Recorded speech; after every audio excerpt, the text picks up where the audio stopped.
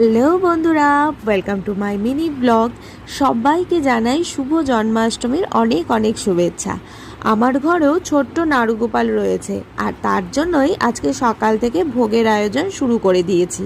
সকাল থেকেই ব্যস্ত, বুঝতেই পারছো। আর জন্মাষ্টমীর দিন তালের বড়া মালপোয়া হবে না তা কি হয়? তাই সব কিছুর আয়োজন করে বসে পড়েছি সব কিছু তৈরি করতে। নাড়ুগোপালকে আজকে ভোগ দেব। খুব বেশি কিছু করছি না, খুব সামান্য মতো আমার সাধ্যে যেটুকু হয় সেইটুকু ভাবেই আজকে আমি আমার নাড়ুগোপালকে সেবা দেব। তো চলো, সব কিছু আমার রেডি হয়ে গেছে। এই যে ফল, মিষ্টি, আইসক্রিম, ক্ষীর, মাখন সবই এনেছি নাড়ুগোপালের জন্য। এবার নাড়ুগোপালের ভোগটা আমি দিয়ে দিই।